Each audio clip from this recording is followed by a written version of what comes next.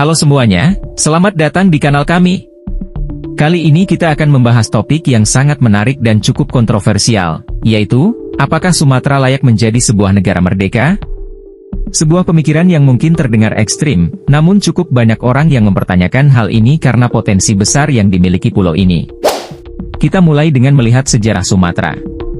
Sumatera adalah pulau terbesar ke-6 di dunia dan terbesar ketiga di Indonesia. Dalam sejarahnya, Sumatera adalah rumah bagi berbagai kerajaan besar seperti Sriwijaya, yang pernah menjadi pusat perdagangan dan kekuatan maritim di Asia Tenggara pada abad ke-7 hingga 13. Kemudian ada juga Kesultanan Aceh yang pernah menjadi pusat keilmuan Islam di Asia Tenggara.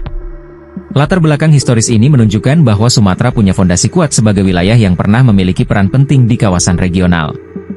Masyarakat Sumatera terdiri dari beragam etnis, mulai dari Batak, Minangkabau, Melayu, Aceh, dan lain-lain. Keberagaman ini juga membawa budaya yang kaya serta identitas yang berbeda dari bagian lain di Indonesia. Sumatera memiliki karakteristik, kebudayaan, dan nilai-nilai yang mungkin berbeda, yang membuat sebagian orang berpendapat bahwa pulau ini bisa mandiri sebagai sebuah negara. Potensi ekonomi Sumatera. Jika kita berbicara soal kelayakan sebuah negara, ekonomi adalah faktor kunci. Sumatera adalah salah satu pulau yang paling kaya akan sumber daya alam di Indonesia. Pulau ini memiliki minyak dan gas bumi yang besar di Riau, Aceh, dan Sumatera Selatan. Selain itu, Sumatera juga merupakan penghasil utama karet, kelapa sawit, kopi, dan rempah-rempah yang menjadi komoditas ekspor penting. Dengan potensi sumber daya alam ini, apakah mungkin bagi Sumatera untuk memiliki ekonomi mandiri? Pada dasarnya, sumber daya ini dapat menopang ekonomi sebuah negara, namun kita juga harus mempertimbangkan faktor pengelolaan sumber daya. Apakah potensi alam yang besar ini bisa dioptimalkan tanpa bantuan pihak luar? Apakah pemerintah lokal dapat mengelola kekayaan ini dengan efisien? Hal ini akan sangat menentukan apakah Sumatera layak menjadi sebuah negara merdeka. Infrastruktur dan konektivitas. Jika suatu wilayah ingin menjadi negara mandiri, maka infrastrukturnya harus memadai. Saat ini, Sumatera masih tertinggal dalam hal infrastruktur dibandingkan Pulau Jawa. Jalan tol lintas Sumatera memang sudah mulai dikembangkan, tetapi masih belum merata ke seluruh wilayah. Pelabuhan dan bandara yang mendukung konektivitas juga masih perlu diperkuat agar dapat mendukung perdagangan internasional. Bagaimana jika Sumatera bisa menjadi pusat konektivitas perdagangan di kawasan Selat Malaka, jalur maritim tersibuk di dunia? Namun, infrastruktur ini membutuhkan biaya besar dan dukungan pemerintah. Jika Sumatera berdiri sendiri, mampukah negara baru ini membiayai pembangunan dan pemeliharaan infrastruktur? Inilah tantangan besar yang perlu kita pertimbangkan. Kemandirian politik dan pemerintahan. Bagian penting dari menjadi sebuah negara merdeka adalah memiliki pemerintahan yang stabil dan berdaulat. Saat ini, Sumatera adalah bagian dari negara Indonesia dengan sistem politik dan administrasi yang terintegrasi dalam pemerintah pusat. Jika Sumatera ingin menjadi negara sendiri, perlu ada sistem politik yang stabil, serta pemimpin dan lembaga yang mampu mengelola pemerintahan dengan baik. Namun, apakah dengan keberagaman budaya dan etnis yang dimiliki Sumatera akan memungkinkan terbentuknya pemerintahan yang kohesif dan stabil? Bagaimana cara mengelola perbedaan ini sehingga tidak terjadi konflik internal?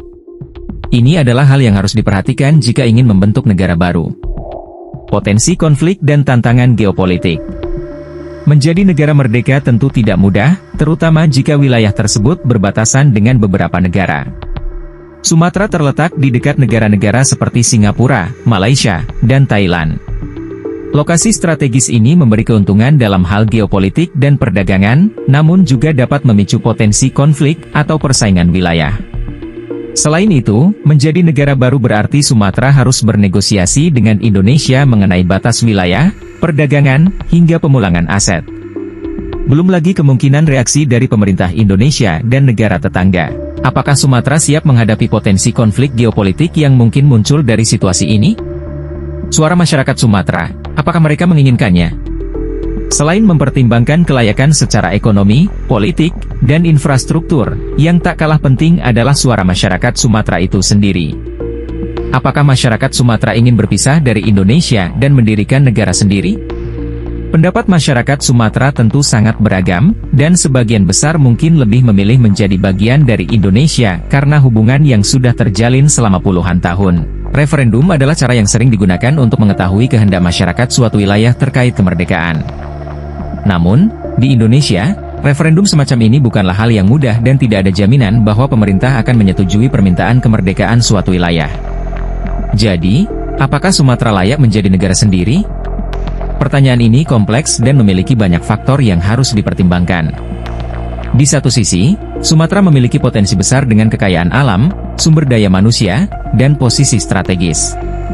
Namun, menjadi negara baru bukanlah hal yang mudah. Banyak tantangan yang harus dihadapi, mulai dari ekonomi, infrastruktur, pemerintahan, hingga tantangan geopolitik. Akhirnya, semuanya kembali pada masyarakat Sumatera dan pemerintah Indonesia. Apakah ada kemauan dan kesiapan dari kedua belah pihak? Atau apakah lebih baik potensi Sumatera dimanfaatkan dalam bingkai negara kesatuan Republik Indonesia? Terima kasih telah menonton video ini. Jangan lupa untuk like, subscribe, dan tinggalkan pendapat kalian di kolom komentar. Apakah kalian setuju jika Sumatera menjadi negara merdeka, atau lebih baik tetap bersama Indonesia? Sampai jumpa di video berikutnya.